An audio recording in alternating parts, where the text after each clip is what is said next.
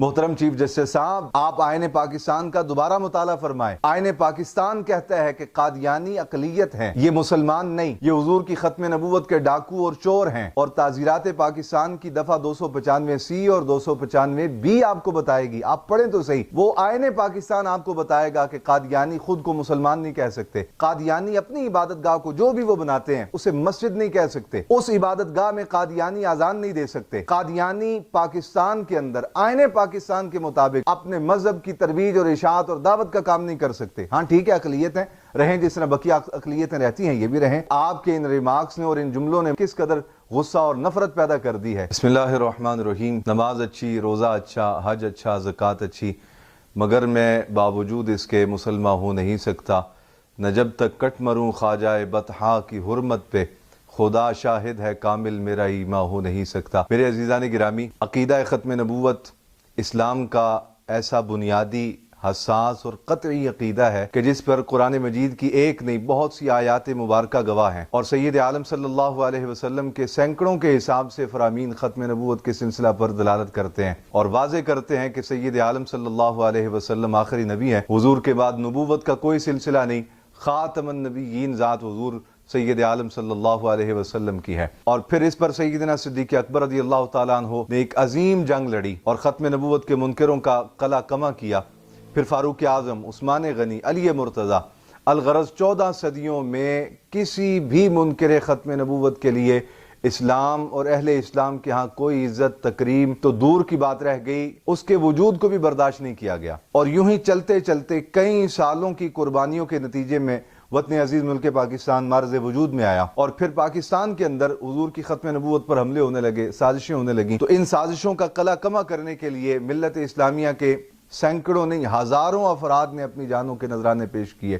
لاہور کی سڑکیں آج بھی گواہ ہیں کہ 10,000 لوگ حضور کی ختم نبوت پر پہرا دیتے ہوئے گولیوں کا نشانہ بنا دیے گئے، اور انہوں نے خوش ہو کر حضور کے نام پر حضور کی ختم نبوت پر جانوں کے نذرانے پیش کیے۔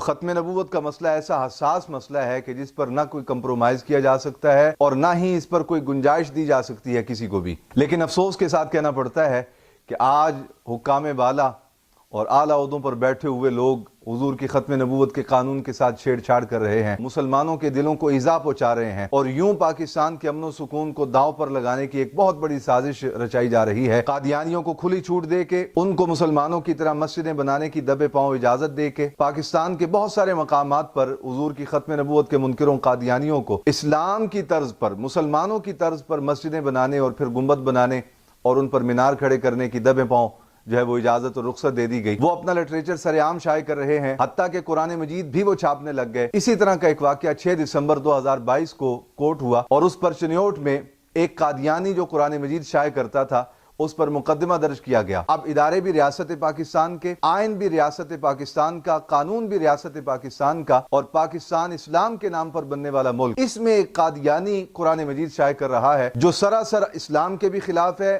آئین پاکستان کے بھی خلاف ہے، مفاد ریاست پاکستان کے بھی خلاف ہے، اور امت مسلمہ کے متفقہ فیصلے کے بھی خلاف ہے۔ اس پر مقدمہ درج کروایا گیا، جس کے نتیجے میں وہ شخص 7 جنوری 2023 کو گرفتار ہوا۔ سپریم کورٹ میں کیس چل رہا تھا۔ آج ابھی کچھ دیر پہلے اطلاع ملی کہ پاکستان کی سپریم کورٹ کے سب سے بڑے جسٹس جناب قاضی فائز عیسیٰ صاحب نے اس کیس کو سنتے ہوئے جو ریمارکس دیے، اس نے اہل ایمان کے دلوں کو چھلنی کیا اور اہلیان پاکستان کو سوچنے پہ مجبور کر دیا کہ یہ سپریم کورٹ مسلمانوں کی سپریم کورٹ ہے، یہ پاکستان کی سپریم کورٹ ہے، اتنے بڑے عہدے پہ بیٹھا ہوا شخص مسلمانوں کا نمائندہ ہے، کیا کر رہا ہے؟ وہ جانتا ہے کہ میں اس کے نتیجے میں کیا ملک میں انتشار پیدا کرنے جا رہا ہوں۔ معزز چیف جسٹس جناب قاضی فائز عیسیٰ صاحب نے حکم دیا، یہ جو مقدمہ درج کیا گیا ہے قادیانی پر جس نے قرآن شائع کیا تھا، اس پر جو توہین قرآن کا مقدمہ درج کیا گیا اور قادیانیت کی ترویج اور اشاعت کے سلسلہ میں جو آئین پاکستان کی شک لگائی گئی، یہ دونوں اس مقدمے سے خارج کیے جائیں، یعنی توہین قرآن کی شک بھی اس سے خارج کی جائے اور قادیانیت کی ترویج اور اشاعت کی شک بھی اس میں سے نکالی جائے۔ تو میں سوال یہ کرنا چاہتا ہوں کہ محترم چیف جسٹس صاحب، آپ قابل احترام ہیں، ہم اداروں کا بھی احترام کرتے ہیں، ہم آپ کے عہدے اور منصب کا بھی احترام کرتے ہیں، لیکن آپ بھی تو مسلمانوں کے جذبات کا احترام کریں۔ آپ کیا کہہ رہے ہیں؟ آپ نہیں جانتے کہ آپ کے اس فیصلے سے اور آپ کے ان جملوں سے کتنے کروڑوں مسلمانوں کے دل چھلنی ہوئے، اور وہ سوچنے پہ مجبور ہو گئے کہ اگر لاکھوں قربانیاں دے کے پاکستان بنایا گیا اور اس پاکستان کے اندر بھی کھلی اجازت دے دی جائے کہ کوئی بھی شخص جو حضور کی ختم نبوت کا منکر ہے وہ حضور کے قلب مبارک پہ نازل ہونے والے قرآن کو شائع کرتا رہے۔ اس طرح کے بہت سارے مسئلے آگے کوٹ ہوئے ہیں کہ قرآن مجید میں رد و بدل کی کوشش کی گئی، بعد میں کہا گیا کہ غلطی ہو گئی۔ ایک نہیں، بہت سارے ایسے واقعات ہیں، اور آپ اس عظیم منصب پر بیٹھ کر یہ فرما رہے ہیں کہ ہر مذہب کے ماننے والے کو اجازت ہے اسلام کے اندر اور پاکستان کے اندر کہ وہ جیسا چاہے جب چاہے جو مرضی کرتا پھرے۔ محترم چیف جسٹس صاحب، آپ آئین پاکستان کا دوبارہ مطالعہ فرمائیں۔ آئین پاکستان کہتا ہے کہ قادیانی اقلیت ہیں، یہ مسلمان نہیں، یہ حضور کی ختم نبوت کے ڈاکو اور چور ہیں، اور تعزیرات پاکستان کی دفعہ 295C اور 295B آپ کو بتائے گی۔ آپ پڑھیں تو صحیح، وہ آئین پاکستان آپ کو بتائے گا کہ قادیانی خود کو مسلمان نہیں کہہ سکتے، قادیانی اپنی عبادت گاہ کو جو بھی وہ بناتے ہیں اسے مسجد نہیں کہہ سکتے، اس عبادت گاہ میں قادیانی اذان نہیں دے سکتے۔ قادیانی پاکستان کے اندر آئین پاکستان کے مطابق اپنے مذہب کی ترویج اور اشاعت اور دعوت کا کام نہیں کر سکتے۔ ہاں ٹھیک ہے، اقلیتیں رہیں جس طرح بقیہ اقلیتیں رہتی ہیں، یہ بھی رہیں۔ آپ خدا را سوچیں کہ آپ کے ان ریمارکس نے اور ان جملوں نے ملک پاکستان کے باسیوں کے دلوں میں کس قدر غصہ اور نفرت پیدا کر دی ہے۔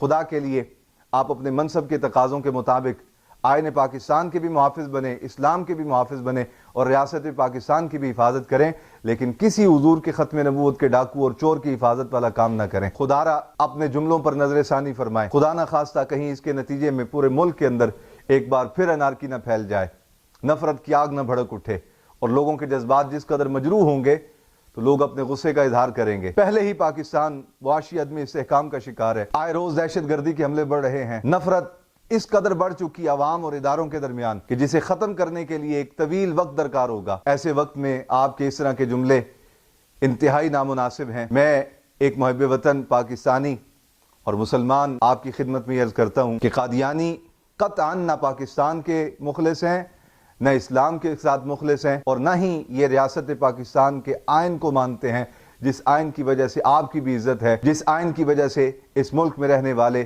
ایک عام شہری کی بھی عزت ہے۔ اللہ رب العالمین ہمیں مرتے دم تک حضور کی ختم نبوت کا محافظ اور حضور کی ختم نبوت کا وفادار رکھے۔ ہم جئیں تو حضور کے لیے، مریں تو حضور کے لیے۔ اللہ رب العالمین میرے وطن میں نظام مصطفیٰ کی بہار عطا فرمائے، اور اسے کوئی ایسے حکمران عطا فرمائے جو حضور کی ختم نبوت کی چوکیداری کرنے والے ہوں۔ السلام علیکم ورحمۃ اللہ وبرکاتہ۔